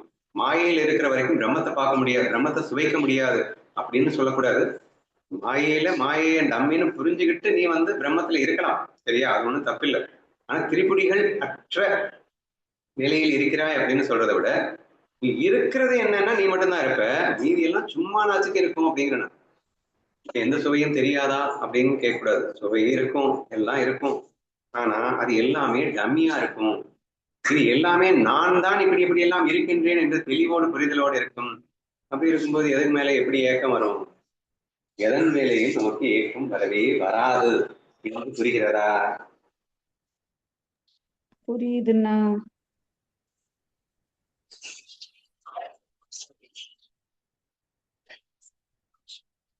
251 பார்ப்போம். The sweetness of Krishna is so extraordinary that even Amrita seems tasteless in comparison. Thus, the sense of taste finds its ultimate satisfaction in Hari. ஏற்கனவே சொன்ன விஷயத்தை தான் மறுபடியும் சொல்றார். எவ்வளவு பெரிய டேஸ்ட் தெரியுமா அது? அந்த டேஸ்ட்டை சுவைச்சதுக்கு அப்புறம் மற்றதெல்லாம் டேஸ்டா தெரியாதுன்னு ஏன் சொன்னேன் தெரியுமா? கிருஷ்ணரின் இனிமை அத்தகையது. அதன் முன்னால் தேவாமிர்தமும் சுவையற்றதாக தோன்றும். தேவாமிர்தம்னா அமிர்தம் பத்தி நம்ம நிறைய கேள்விப்பட்டிருக்கோம். இருக்கிற வஸ்துக்கள்லேயே மிகவும் சுவையான வஸ்து அமிர்தம் என்று சொல்லப்படும். அது மட்டுமல்ல, Amrita got lot of qualities. Like அது வந்து நோயிலிருந்து விடுவிக்கும், இளமையாகவே வைத்துக் கொள்ளும். ஒரு சொட்டு திவலை நாட்டில் பட்டாலே அவ்வளோ ஒரு ஸ்பெஷாலிட்டி வந்து அமிர்தத்துக்கு சொல்லியிருப்பாங்க, சரியா? The most sweetest and the most tastiest thing in this world னா அது அமிர்தா என்று சொல்லப்படுகிறது, சரியா? ஆனா நீ கிருஷ்ணரின் சுவையை ஒரு தடவை சுவைச்சிட்டேன்னா இந்த தேவாமிர்தம் டேஸ்ட்லெஸ்ஸாக போயிடுமா? The world's most tastiest things becomes tasteless if you taste Krishna அப்படிங்கிறது, சரியா? கண்ணனை சுவைத்த பிறகு உலகத்திலேயே மிகவும் சுவையான தேவாமிர்தமே சுவையற்று போகும். அப்போ what is the taste of கிருஷ்ணான்னு புரிஞ்சுக்க ட்ரை பண்ணுங்க. So it is the taste of all taste அப்படின்னு புரிஞ்சுக்கணும். அந்த டேஸ்ட் எப்படி இருக்கும் அப்படின்னு கேட்டீங்கன்னா, இந்த டேஸ்ட் ஆஃப் ஆல் டேஸ்டா இருக்கும், எல்லா டேஸ்ட்டுக்கும் அதிஷ்டானமா இருக்கும், எல்லா டேஸ்ட்டும் அதுக்குள்ள இருந்து தான் எல்லா டேஸ்ட்டுமே வெளியே வந்தது அப்படிங்கிற மாதிரி இருக்கும். இப்படித்தான் நான் சொல்ல முடியுமே தவிர ஐ கான்ட் இனிப்பு மாதிரி இருக்கும், கசப்பு மாதிரி இருக்கும்ல என்னால சொல்ல முடியாது. எல்லாருக்கும் அதிஷ்டானமா இருக்கு, அதுதான் அது இருக்கிறதுனால எல்லா டேஸ்டும் தெரியுது. அதுவே இல்லைன்னா எந்த டேஸ்டும் தெரியாதுன்னா ஒரு பேஸ் ஆஃப் ஆல். அப்போ அது எப்படி இருக்கும்னு இப்படிதான் நீங்க அனுமானத்துல கற்பனை பண்ணி புரிஞ்சுக்க வேண்டியது இருக்கும் அப்படின்னு தெரிஞ்சுக்கோங்க, ஓகேவா? அப்போ ஃபர்ஸ்ட் என்ன சொல்லியிருக்கு, அந்த டேஸ்ட் எவ்வளவு டேஸ்ட் அப்படின்னா this is the most tastiest thing. இப்போ இதுவரைக்கும் பேசப்பட்டது என்ன, மெட்டீரியல்ஸ் வேர்ல்ட்ல அமிர்தம் தான் தி மோஸ்ட் டேஸ்டியஸ்ட் திங்னு சொல்லப்பட்டது. ஆனா ஒன்ஸ் நீ கிருஷ்ணாவை டேஸ்ட் பண்ணிட்டேன்னா Krishna is the most tastiest thing in this வேர்ல்டா மாறி போயிடும் என்று சொல்லுகிறார். அண்ட் இவ்வாறு நாக்கானது ஹரியிடம் முழுமையான சுகத்தை அடைகிறது. இப்படி ஹரியை சுவைப்பதுன்னா நீங்க நாக்கால சுவைப்பது அப்படின்னு எடுத்துக்க வேணாம். ஹரியின் நாமத்தை பாடுறத வச்சு நாக்குல சுவைக்கலாம், கண்ணில் பார்க்கறது வச்சும் நம்ம ஹரியை சுவைக்கலாம், ஹரியை 5 புலன்களாலும் சுவைக்கலாம்னு ஏற்கனவே சொல்லியாச்சு. ஸோ தற்போது இந்த இடத்துல பர்டிகுலரா நாக்கு மட்டும் அப்படின்னு நீங்க எடுத்துக்கணும்னு அவசியம் இல்லை. இப்படி 5 புலன்களுமே ஹரியிடம் முழுமையான சுகத்தை அடைகிறதுன்னு புரிஞ்சுக்கிட்டா போதும், சரியா? புலன்களை கடந்தவனை புலன்களால் அறிவதற்கென்றே அவன் புலன்களுக்கு தென்படும் வகையிலே தோன்றினான். கிருஷ்ணாபில்ல சொல்லியிருக்கேனா? கிருஷ்ணாபில்ல என்ன சொல்லியிருக்கேன்? உருவமற்றவன் அவன், அளப்பரியவன் அவன், ஆற்றல் மிக்கவன் அவன். அவனை ஒரு முறையேனும் ஆலிங்கனம் செய்ய மாட்டேனா என்று ஏங்கினேன். ஓ பக்தா, எனக்காக நீ ஆசைப்பட்டதை எல்லாம் நிறைவேற்றும் வல்லமை கொண்டவன் அல்லவா நான். இதோ வருகிறேன் உன்னளவில் இறங்கி. தி மெகா பவர் மைக்ரோ பவர் ஆகிறது, அல்ட்ரா பவர் உருவமே, அதாவது அளவற்றதான ஒன்று ஒரு அளவுக்குட்பட்டு என் சுரூபம், அதாவது என்ன மாதிரியே ஒரு உருவம் கொண்டு வந்து என்னை ஆலிங்கனம் செய்து கொள் என்று என் முன்னே வந்து நின்றது என்று சொன்னால் அந்த கண்ணனின் அன்பு எத்தகையது அப்படின்ற மாதிரி நம்ம அதில் கிருஷ்ணாபில்ல பேசியிருப்போம் இல்லையா? அப்படி ஹரியின் அப்போ புலன்களால் அனுபவிக்க முடியணுமா அப்படின்னா, பிரம்மத்தை புலன்களால் அனுபவிக்க முடியுமாடா அப்படின்னு கேட்டா என்ன சொல்லுவீங்க? புலன்களால் எல்லாம் பிரம்மத்தை அனுபவிக்க முடியாது. அது பிரம்மம் மனதாலேயே அனுபவிக்க முடியாதாக்கா, அப்புறம் புலன்களால் அனுபவிக்க முடியுமான்னு கேட்குறீங்க. ஃபர்ஸ்ட் புலன்களே வந்து அனுபவிக்கல, கண்ணை பார்க்குது, மனசுதானே பார்க்குது. சோ 5 புலன்களின் அரசன் மனம். மனதாலேயே கண்ணனை அனுபவிக்க முடியாது, பிரம்ம சுகம் மனதிற்கு அப்பாற்பட்டது அப்படின்னு சொன்னாங்களே. எவன் சொன்னா? நான் காட்டுறேன். புலன்களால நான் பிரம்மத்தை அனுபவிச்சு காட்டுறேன். நான் என் மனதாலேயே என் பிரம்மத்தை அனுபவித்து காட்டுகிறேன். அது எப்படி அப்படின்னா, நீ கண்ணனே அனுபவி. என்னுடைய கிருஷ்ணா ஃபீல் ஸ்பீச்ல இதை வந்து எப்படி லிங்க் பண்ணியிருப்பேன்னா, ஒரு முறை கண்ணா உன்னை காண வேண்டும் என்ற ஆசை வந்தது. எனக்கு தோன்றியது, எங்கும் இருக்கும் கண்ணா, எங்கும் இருக்கின்ற கண்ணா உன்னை நான் எங்கும் வந்து காண வேண்டும் என்று ஆசை தோன்றியது அப்படின்னு சொன்னேன். திருப்பதிக்கு போகும்போது அந்த 4-5 மணி நேரம் நம்ம படியேறி போன காலகட்டத்துல ஒரு சின்ன ஃபீல் வந்தது எனக்கு. அப்ப எப்படி வந்தது அப்படின்னா, இறைவா நீ எங்கும் இருக்கின்றாய், ஆனால் நான் இப்போது எங்கே வந்து கொண்டிருக்கிறேன்? எங்கும் இருக்கின்றாய் என்று நான் இருக்கும் இடத்திலேயே உன்னை கண்டு என்னை நான் ஒரு சிறு வட்டத்தை போட்டுக்கொண்டு உன்னை அனுபவிப்பதிலே கஞ்சத்தனமாக வாழ நான் விரும்பவில்லை. உன்னை விஸ்தாரமாக அனுபவிக்க விரும்புகின்றேன். நீயோ விஸ்வரூபனாய் இருக்கின்றாய், எங்கும் இருக்கின்றாய், எல்லாமாக இருக்கின்றாய். ஆதலால் எங்கும் இருக்கும் உன்னை, எல்லாமா இருக்கும் உன்னை எங்கும் சென்று காண தரிசிக்க விரும்புகிறேன். ஆதலால் வருகின்றேன் உன் நோக்கி திருப்பதிக்கு அப்படின்னு சொல்லிட்டு அந்த படிக்கல் ஏறும்போது நம்ம ஒரு ஃபீலை கொடுத்தோம். சரியா? இப்போ சொன்னாங்க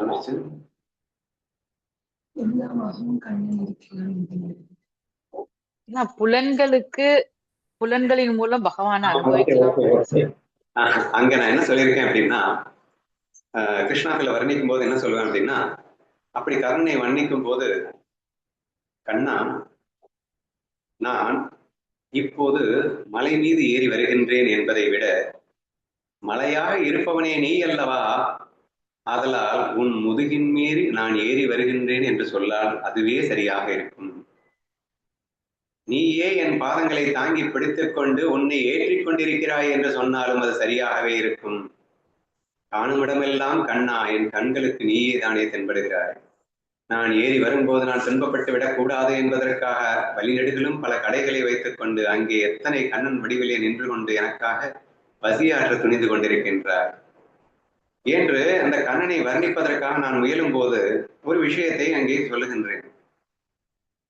ஆன்மீக நூல்கள் எல்லாம் பறைசாற்றுகின்றன, புலன்களை கட்டுப்படுத்து என்று. ஆனால் இன்று நான் உத்தரவிடுகின்றேன், புலன்களை கட்டுப்படுத்தாதே. உன் புலன்களை கட்டவிழ்த்து விடு, மேய விடு. ஆனால் கண்ணன் மேல் மேய விடு. உன் புலன்கள் அனைத்தும் எப்படி வேணுமானாலும் மேயட்டும், கட்டுப்பாடின்றி மேயட்டும். ஆனால் கிருஷ்ண உணர்விலே மேயட்டும், என் கண்ணன் என்ற உணர்விலே மேயட்டும். அது தவறே கிடையாது. அது உன்னையே உணர்த்துகின்ற பிரம்மானந்தமாக மாறிவிடும் என்ற ஒரு விஷயத்தை சொல்லியது எனக்கு ஞாபகம் வந்தது. சரியா? அப்போ புலன்கள் கண்ணனை அனுபவிக்குமா? என்னையா லூஸ் மாதிரி பேசிட்டு இருக்க? பிரம்மத்தை மனசாலேயே பார்க்க முடியாதுன்னு சொன்னேன். இப்போ வந்து மனசாலையும் புலன்களாலையும் அனுபவிக்க முடியுங்கிறையே. முடியும். என் கண்ணனை நீ அனுபவித்தால் முடியும். ஏனென்றால் கண்ணன் வேறு, பிரம்மம் வேறா? கண்ணனை அனுபவித்தால் பிரம்மத்தை அனுபவித்ததால் தானே அர்த்தம். அதுதான் முதலே சொல்லிட்டாரே, பிரம்மத்திற்கு ஒரு உருவம் கொடுத்தால் அதற்கு பெயர் தான் கண்ணன் சொல்லியாச்சே. அப்ப நீ கண்ணனை அனுபவித்தால் அது பிரம்மத்தை அனுபவிப்பதற்கே சமம் என்று பார்க்கும்போது நீ உன் புலன்களாலேயே அனுபவிக்க முடியும் பிரம்மத்தை. அதற்கு பெயர் தான் கண்ணன் என்று வர்ணிப்பதற்காக வந்த ஸ்லோகமாக நீங்கள் இதை எடுத்துக் கொள்ளுங்கள். அண்ணா, அன்னமயா அந்த கதையில பார்த்தோம் அப்படின்னா, முதல்ல லௌகிகமே சுகம் அப்படின்னு 2 பேரை அவன் வந்து லவ் பண்ணிட்டு இருப்பான். அப்பதான் பகவான் வந்து ஒரு ஒரு ஒரு ஐயர் ஒரு ரூபத்துல வந்து என்ன இவ்வளவு இதா நீ இவ்வளவு சந்தோஷத்துல இருக்கன்னு கேட்பாங்க. எனக்கு இவங்க 2 பேர் தான் எனக்கு சந்தோஷம் அப்படின்னு சொல்லுவான். இதை விட நான் அழகான சந்தோஷத்தை ஒண்ணு காட்டினா நீ இதுல இருந்து வெளியே வந்துருவியா அப்படின்னு கேட்பாங்க. சரின்னு சொல்லிட்டு போய் திருப்பதி பெருமாள் அந்த சாமிஜியை தான் காமிப்பாங்க. பார்த்த உடனே அவ்வளவுதான். அதுக்கப்புறம் லௌகிகமாவது பெண்களாவது அப்படின்னு எதையுமே திரும்பி பார்க்காம அதுக்கப்புறம் தான் ஃபுல்லா அவ்வளவு பாட்டு தெலுங்குல பாடிட்டே இருந்திருக்காங்க. என்ன சொல்ல வர்ற? இல்ல இந்த இதுக்கு எக்ஸாம்பிள் கரெக்டா இருக்குல்லண்ணா. அந்த கண்ணனை நம்ம தேவாமிர்தமே புலன்களால சுவையற்றதா பார்க்க முடியும். அவன் முதலிலும் புலன்களைத்தான் மேய விட்டான். ஆனால் அது தவறென்று உணர்ந்து நான் சொன்னேன், புலன்களை கட்டவிழ்த்து மேயவிடு, ஆனால் மறக்காதே கண்ணன் மேல் மேயவிடு என்று நான் சொன்னேன். சரியா?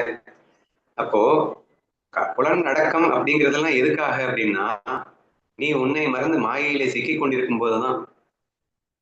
நீ கண்ணனை உணர்ந்து விட்டாய், கண்ணனே அனைத்துமாக இருக்கின்றான் என்று தெரிந்து விட்டாய் அப்படின்னு தெரிஞ்சதுக்கு அப்புறம், பார்க்கும் இடமெல்லாம் கண்ணனே எனக்காக மாயாவில் மாய விலையிலேக்காக வந்திருக்கிறான்னு புரிஞ்சதுக்கு அப்புறமா நீ கட்டுப்படுத்தணும்னு அவசியம் இல்லை அப்படின்றதுக்காக நான் சொன்னேன். சோ நீ சொன்ன இந்த கதையில நம்ம என்ன எடுத்துக்கணும்னா, அவன் ஆரம்பத்துல மாயையிலே சிக்கிக்கொண்டு புலனின்பத்துலதான் இருந்தான். ஆனால் கண்ணனை கண்ட பிறகு அவன் அனைத்தும் கண்ணனே என்று அந்த புலன்களால் அவனை ரசித்து பாடுகின்றவனாக மாறிவிடுகின்றான் அப்படின்னு புரிஞ்சுக்கலாமா? ஓகேண்ணா.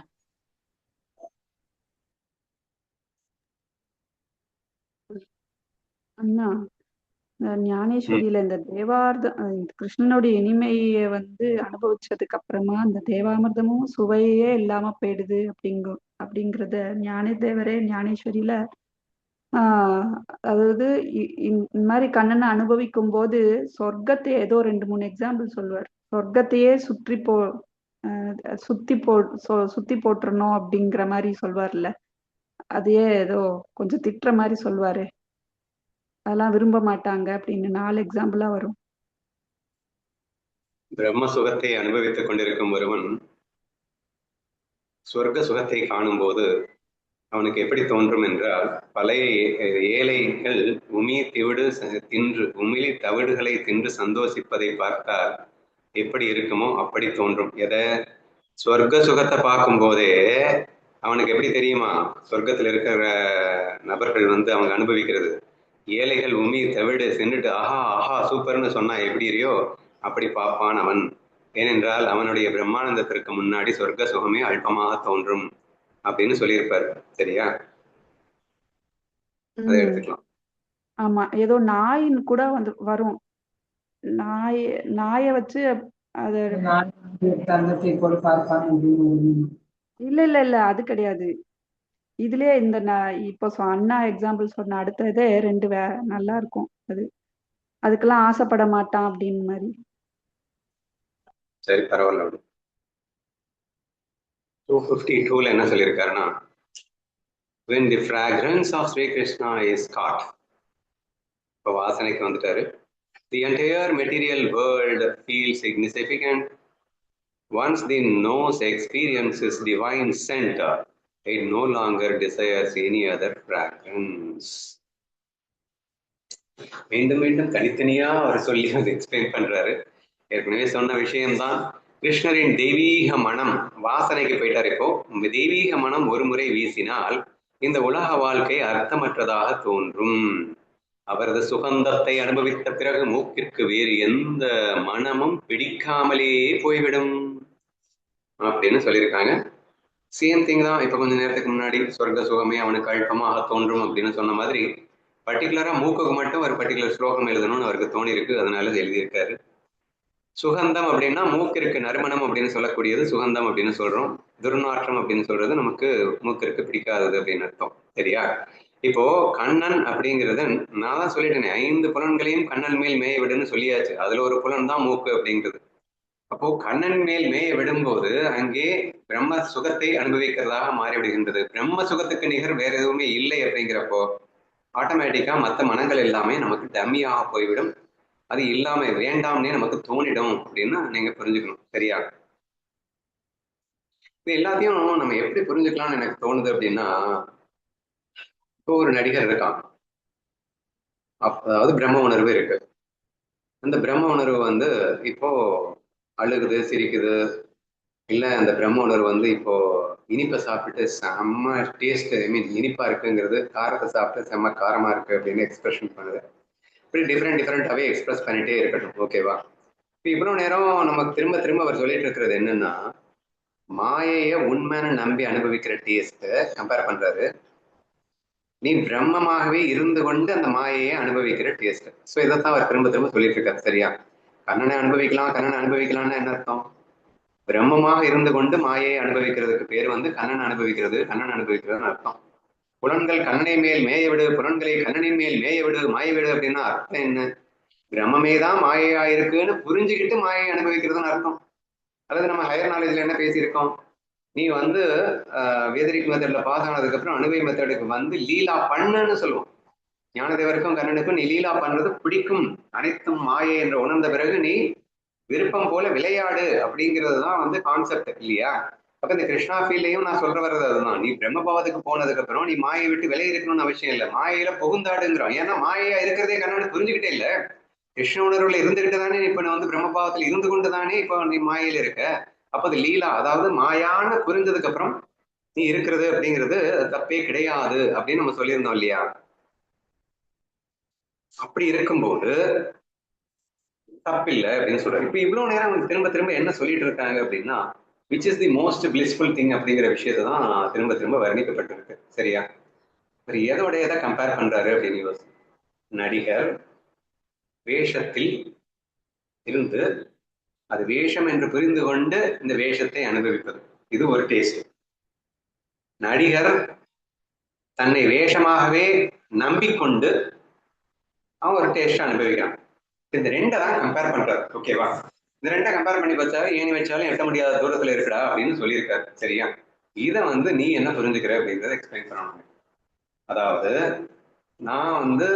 நான் யாருன்னே மறந்துட்டு நான் வந்து ஒரு விஷயத்தை அனுபவிக்கிறேன். அது வந்து ஒரு எக்ஸ் வச்சுக்கோ. சரியா? ஆனா நான் தான் பிரம்மம், என்னிலிருந்து தான் எல்லாமே வந்திருக்கு அப்படிங்கிறத உணர்ந்து கொண்டு இது வெறும் மாயை என்றும் புரிந்து கொண்டு இப்பயும் அந்த மாயையை சுவைக்கிறேன். சரியா? அதை பொய்ன்னு புரிஞ்சுக்கிட்டு சுவைக்கிறேன், உண்மைன்னு புரிஞ்சுக்கிட்டு சுவைக்கிறேன். ஆனா இவங்கெல்லாம் வந்து மேலும் மேலும் சொல்றதை பார்த்தா அதை பொய்ன்னு புரிஞ்சுக்கிட்டு சுவைச்சாதான் வேற லெவலு அப்படிங்கிறாங்க. உண்மைன்னு சுவைச்சுக்கிட்டதை விட அப்படின்னு கம்பேர் பண்றாங்களே, உனக்கு அப்படி தோணுதா? இதை எப்படி நீ புரிஞ்சுக்கிற? இப்ப உண்மை அப்படின்னு நினைச்சு விளையாடும் போது சுக துக்கங்கள், சோகமோகங்கள், பொறாமை, பயம், இந்த மாதிரியான குணங்கள் எல்லாமே, இந்த மாதிரியான எமோஷன்ஸ் எல்லாமே நம்ம எக்ஸ்பீரியன்ஸ் பண்றோம். அந்த எக்ஸ்பீரியன்ஸ் ஒவ்வொன்றுமே எப்படின்னா துக்கம்தான். சுகமும் துக்கம்தான், துக்கமும் துக்கம்தான். சுகம் எப்படி துக்கம் கொடுக்கும் அப்படின்னா, இப்ப நான் ஒரு விஷயத்த பயங்கரமா விரும்புறேன். அந்த விரும்பின விஷயம் எனக்கு கிடைச்ச அடுத்த செகண்ட் எனக்கு பயம் வந்துடும், அந்த விரும்புற விஷயம் என்னை விட்டு போயிடுமோ அப்படின்னு. அப்படிங்கும்போது அது சுகம் அப்படின்னு சொல்லவே முடியாது. ஞானதேவர் ரொம்ப அழகா சொல்லியிருப்பாரு, சுகம் துக்கம் சுகம் என்னும் போர்வையை போர்த்தி கொண்டு வருகிறது அப்படின்னு சொல்லி. இப்போ மங்களவாரத்தை வந்து செவ்வாய்க்கிழமை மங்களவாரம் அப்படின்னு சொல்ற மாதிரியும், இந்த ஒரு கிழங்க வந்து மதுரம் அப்படின்னு, அது விஷக்கிழங்க மதுரம் அப்படின்னு சொல்ற மாதிரியும் அப்படின்னு சொல்லியிருப்பாரு. ஸோ அப்படி பார்க்கும்போது இந்த உலகத்தை வந்து உண்மை அப்படின்னு தெரிஞ்சுக்கிட்டு நம்ம அனுபவிக்கிறது எவ்வளவுதான் சுகமா இருந்தாலும் அந்த சுகம் வந்து சுகம் கிடையவே கிடையாது, அது துக்கம்தான். இப்போ இது வந்து பொய் அப்படின்னு தெரியும் போது எல்லாத்தையுமே வந்து அந்த அந்த எக்ஸ்பீரியன்ஸ் வர எக்ஸ்பீரியன்ஸை கூட நம்ம வந்து அனுபவிக்கிறோம். அதே எமோஷன் இருக்கலாம். இப்போ பக்தர்களுக்கு வந்து பகவான் மேல பக்தி அப்படின்னு சொல்றதை விட பயபக்தி அப்படின்னு ஒரு வார்த்தை யூஸ் பண்ணுவாங்கன்னா, ஒரு குரு கிட்ட வந்து பயபக்தியோட இருக்கணும் அப்படிங்கிற இடத்துல பயம் இருக்கும். எங்க பயம் இருக்கும்னா, எங்க நான் இந்த மாயை அப்படின்னு இந்த உலகத்தை பாக்குறத நான் மிஸ் பண்ணிடுவேனோ அப்படிங்கிற ஃபீல் இருக்கும். ஆனா அது சுகம்தான், அது வந்து கஷ்டம் கிடையாது. ஏன்னா நான் மிஸ் பண்ணிட கூடாது அப்படிங்கிற அவேர்னஸ், அந்த பயம் வந்து ஒரு கேர்ஃபுல்னஸ். நான் நடந்து போகும்போது கீழே விழுந்துடுவேனோ அப்படின்னு நான் பத்திரமா நடந்து போறது இருக்கு இல்லையா? சோ அப்ப வந்து இந்த உலகத்தை நானு பொய் அப்படின்னு பார்த்துட்டு நான் எந்த இதை அனுபவிச்சாலும், எந்த எமோஷனை அனுபவிச்சாலும் பொறாமை அப்படிங்கிறது வந்து இன்ஸ்பிரேஷனா வரும். அஞ்ஞானத்துல வந்து நான் ஒருத்தவங்களை பார்த்து பொறாமைப்படுறேன், ஞானத்துல அதே பொறாமையை நான் குருவை பார்த்து பொறாமைப்படுறேன் அப்படின்னா அதை வந்து பொறாமை அப்படின்னு சொல்ல மாட்டோம், அதை வந்து இன்ஸ்பிரேஷன் அப்படின்னு சொல்லுவோம். ஸோ இந்த மாதிரி ஒவ்வொரு எமோஷனும் மாயை, இது ஒண்ணுமே கிடையாது, வெறும் விளையாட்டு அப்படின்னு புரிஞ்சு நம்ம விளையாடும் போது அந்த எமோஷன்ஸ் எல்லாமே நம்ம வந்து ஹாப்பியா என்ஜாய் பண்றோம். அந்த டிஃபரன்ஸ் வந்து கண்டிப்பா இருக்குண்ணா. ஓகே, விஷயத்தை நஞ்சன தள்ளு, விஷயத்துல சுகமே இல்லை, விஷயத்துல சுகம் இருக்குன்னு சொன்னால் லூசு அப்படின்னு ஞானதேவர் பயங்கரமா சாடி இருக்கின்ற விஷயத்தை வைத்தவர் சொல்லுகின்றார். உலக விஷயத்தை உண்மை என்று நம்பி இருக்கின்றவன் துக்கம் சுகம் என்ற போர்வையை போர்த்தி கொண்டு ஏமாற்றி விட்டால் ஏமாந்து விடுவது போலே என்று அந்த ஒரு விஷயத்தையோட கம்பேர் பண்ணி இன்னும் நிறைய விஷயங்கள் வந்து ஞானதேவர் சொன்ன அந்த விஷயத்தோட கம்பேர் பண்ணி சொல்லிட்டா. ஞாயிற்றுக்கிழமை செவ்வாய்க்கிழமை மங்களவாரம்னு சொன்ன மாதிரி நிறையவே சொல்லியிருக்காரு.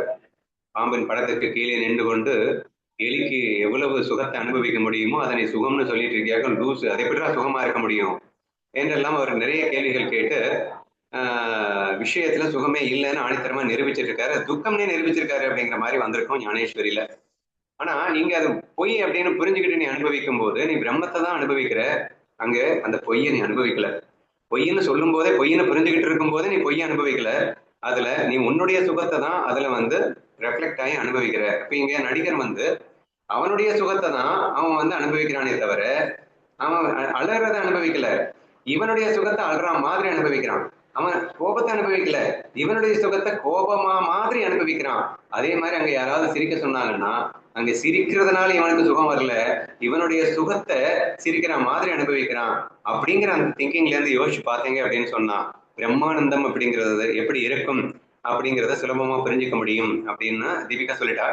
வேற நம்ம வந்து சொல்லணும்னா முந்தி இந்த ஒரு தீயில் வெந்த பக்தனோட கதை சொல்றீங்க இல்லையா, அது கூட இதுக்கு எக்ஸாம்பிள் சொல்லலாம்னா கிருஷ்ணன் தான் இந்த வேஷத்துல வரான் அப்படின்னு தெரியும். தீயையும் கூட அவன் கண்ணனாக பார்க்கின்றான் என்றால் மாயையாக பார்க்கும் போது பிரம்மமே மாயையாக இருக்கின்றது என்று பார்த்து பிரம்ம சுகத்தை தான் அந்த தீயிலே அனுபவிக்கின்றான்னா அங்க தீயை அனுபவிக்கவே இல்லைன்னு அர்த்தம். அவன் பிரம்மத்தை மட்டும்தான் அனுபவிச்சுட்டு இருக்கான்னு அர்த்தம். அதனால அவன் எல்லாத்தையுமே அனுபவிக்க முடியுதுன்னு அர்த்தம்.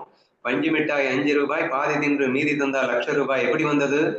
அவன் அனுபவிக்கிறது பஞ்சு மிட்டாயை அனுபவிக்கிறான், அவன் கண்ணனின் அன்பை அனுபவிக்கிறான். கண்ணன் சுவைத்தான் என்று அந்த கண்ணனின் அன்பை அனுபவிக்கிறான். ₹1,00,000 கொடுக்கறதுக்கு அவன் தயாரா இருக்கான் அப்படின்னு சொன்னோம். So therefore the materials is nothing here when compared to the bliss which is present in the Brahman. பிரம்மத்தில் இருக்கக்கூடிய அந்த பிளிஸ்ஸை கம்பேர் பண்ணும்போது மெட்டீரியல்ஸ்ல இல்லவே இல்லை என்று நிரூபிக்கும் உதாரணங்கள் நம்ம நிறையவே சொல்லலாம் அப்படின்னு வச்சுக்கோங்க. இன்னொன்னு எனக்கு ஞாபகம் வருது, 7 வருஷத்துக்கு முன்னாடி மனமா சொல்ல டிஸ்கஸ் பண்ணும்போது ஆலிஸ் டேஸ்ட் டிஸ்கஸ் பண்ணுவோம்.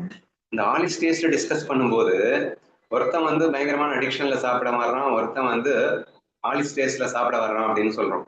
அதுல அந்த ஆலிஸ் டேஸ்ட்ல சாப்பிட வர்றவன் யாரு? அவன் பிரம்ம சுகத்தை தான் எல்லா பதார்த்தங்களையும் அனுபவிக்கின்றான். ஆனால் மற்றவங்க யாரு? பதார்த்தத்துல சுவை இருக்குன்னு நினைச்சு அனுபவிக்கிறான். பதார்த்தத்துலதான் சுவை இருக்குன்னு நினைக்கும் போது நீ எதுல இப்ப ஸ்வீட் உனக்கு பிடிக்கும்னா காரம் உனக்கு பிடிக்காம போயிடும். அப்போ ஆட்டோமேட்டிக்கா அது ஒரு பெரிய துக்கம். அதை கூட விட்டுடுங்க. அதுல என்ன நம்ம ப்ரூவ் பண்ணியிருப்போம் அப்படின்னா உனக்கு பிடிச்ச சுவையை அனுபவிக்கும் போதே உன்னுடைய சுகத்தின் அளவு எப்படி இருக்கும் அப்படிங்கறத நம்ம கேட்போம். உதாரணத்துக்கு அவனுக்கு பாயாசம் பிடிக்குது அப்படின்னா பாயாசம் சாப்பிட்டு கொண்டிருந்த அந்த காலகட்டத்தை மட்டும் ரிசர்ச்சுக்கு எடுத்துக்கோ, அப்போ அவனுக்கு சந்தோஷம் அதிகமா தானே இருந்திருக்கும் அப்படின்னு நம்ம பேசும்போது கூட நம்ம என்ன சொல்லுவோம் அப்படின்னா அவன் மனம் முழுக்க யாருக்கு? ஆலிஸ் ஸ்டேஜ்ல இருக்கிறவனுக்கு என்ன இருக்கும்னா மனசுக்கு வந்து வேலையே கிடையாது, மனசுக்கு தாட்ஸே கிடையாது. மனசு என்ன பண்ணிட்டு இருக்குன்னா அனுபவிக்கிற வேலை மட்டும் பண்ணிட்டு இருக்கு. அது கசப்பா இருந்தாலும் அனுபவிக்குது, ஸ்வீட்டா இருந்தாலும் அனுபவிக்கிறது. அப்போ முழுமையான தன்னுடைய மனம் முழுக்க அனுபவத்தில் சென்று கொண்டிருக்கிறான்னா அந்த அனுபவம் எப்படி இருக்கும்? இவன் இந்த ஸ்வீட்டை அனுபவிச்சுட்டு இருக்கும் போதே ஐயோ இது காணாம போயிடுச்சுன்னா, வேமாசி கெட்டு போயிடுச்சுன்னா என்ன பண்றது, திருப்பி கேட்டா கொடுப்பாங்களா மாட்டாங்களா, திருப்பி இது எப்போ கிடைக்குமோ என்று அந்த மனமானது தத்தளிக்க ஆரம்பித்து விடுகின்றது. ஏனென்றால் விஷயங்கள் அடிக்கல் இருக்கும்போது விஷயத்துல அடிக்ஷனை நீ சுவைக்கும் போது உன் மனம் முழுமையான அனுபவத்தில் இருக்காது, சிந்தனையில் இருக்கும். அடிக்ஷன்ல இருக்கிறவன் தாட்ஸ்ல தான் இருப்பான், அனுபவத்திலேயே இருக்க மாட்டான். அப்ப அனுபவத்துல இருந்தா தானே நீ அனுபவிக்கிறேன்னு சொல்ல முடியும். நீ தாட்ஸ்ல இருந்துகிட்டு நீ சுகத்தை அனுபவிச்ச நீயா பேசிக்கிறதா? வெறும் எண்ணத்தில் இருந்து கொண்டு நான் அப்படி இருந்தேன் இப்படி இருந்தேன், பயத்தில் இருந்து கொண்டு நான் சுவைத்தேன் என்று ஏமாற்றிக் கொள்ளத்தான் முடியும் என்று கூட நம்ம ப்ரூவ் பண்ணிருக்கோம் இல்லையா? Even the moment of tasting your own bliss, அதாவது சுவை என்று சுகம் என்று நினைத்துக் கொண்டிருக்கிற அந்த காலகட்டத்தை கம்பேர் பண்ணினா கூட பிரம்ம சுகத்திற்கு ஈடாகாது அப்படிங்கிறத நம்ம ப்ரூவ் பண்ணியிருக்கோம். வேற நம்ம என்ன சொல்லியிருக்கோம்னா ரம்ய ரமல சமாதான அப்படிங்கிற ஒரு விஷயத்தை எக்ஸ்பிளைன் பண்ணும்போது The extreme relaxation is the real bliss and not something else அப்படிங்கிறத நம்ம ப்ரூவ் பண்ணியிருக்கோம் இல்லையா? என்ன சொல்லியிருக்கோம் அப்படின்னா,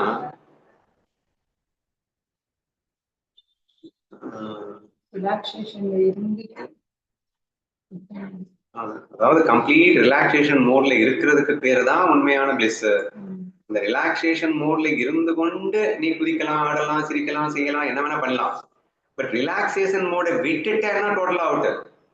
மேடை பாடகன் கதறி எழுது பாடலாம், அல்லது குதித்து டான்ஸ் ஆடி பாடலாம். பட் அவன் அந்த கம்ப்ளீட் ரிலாக்ஸேஷன் மோடில் இருந்து கொண்டு குதிக்க வேண்டும், ஆடி பாட வேண்டும், அழ வேண்டும், சிரிக்க வேண்டும்.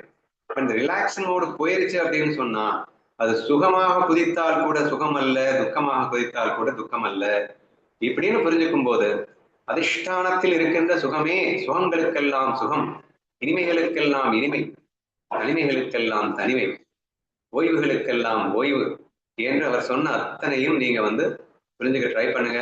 அதான் நான் நேற்று சொல்லும்போது சொன்னேன், துக்கங்களுக்கே துக்கம் கொடுப்பவன் யாருனாலும் நான் தான். ஏன்னா அது மாயை தானே. மாயையாக இருக்கின்ற துக்கத்துக்கே துக்க உணர்வை கொடுத்தது யாரு? நாங்க தானே. நான் தானே உட்காந்து அழணும் துக்கம் மாதிரி. ஆனா எனக்கு பொறுத்த வரைக்கும் அது நான் அல்ல என்ற உணர்வில் நான் வெளிப்படுத்துகின்றேன் என் உணர்வை. என் உணர்வோ சச்சித்தானந்த உணர்வு, அந்த பிரம்ம உணர்வைத்தான் நான் வெளிப்படுத்துகிறேன் எனும் போது இந்த உணர்வுக்கு ஈடு இணை ஸ்வர்க்க சுகமும் கூட இருக்க முடியாது என்பதைத்தான் நீங்கள் புரிந்து கொள்ள வேண்டும் அப்படின்னு கேட்டுக்கிறேன். ஓகேவா? சரி ஓம்ண்ணா. ஆனா ஒரு பக்தன் பூ பறிச்சு தினமும் பூ பறிச்சு கண்ணனுக்கு போடுறதுதான் அவரோட வேலை. அப்படி ஒரு நாள் பறிக்கும் போது ஒரு விஷப்பாம்பு அவரை தீண்ட வருது. அப்போ அவருக்கு அது தீண்ட வருது தெரியும். எப்பவுமே கண்ணனோட அந்த பாவனையிலேயே இருக்கிறதுனால, ஓ வந்ததும் கண்ணா நீதான் வந்திருக்கியா, அந்த விஷம் தீண்டுது அவர். அப்பவும் கண்ணனோடதான் நம்ம உடம்புல பரவுது. அந்த பூ பறிக்கிறத விடவே இல்லைன்னா அப்ப அந்த கதை படிக்கும்போது என்ன கண்ணன் மேல எவ்வளவு பக்தி அப்படின்னு நினைச்சோம். நீங்க இப்போ சொல்றப்போ தெரியுது அந்த ரிலாக்ஸ் மோட்ல அவரு எவ்வளவு ஆனந்தமா அந்த பிரம்ம பாவன்ல இருந்திருக்காரு.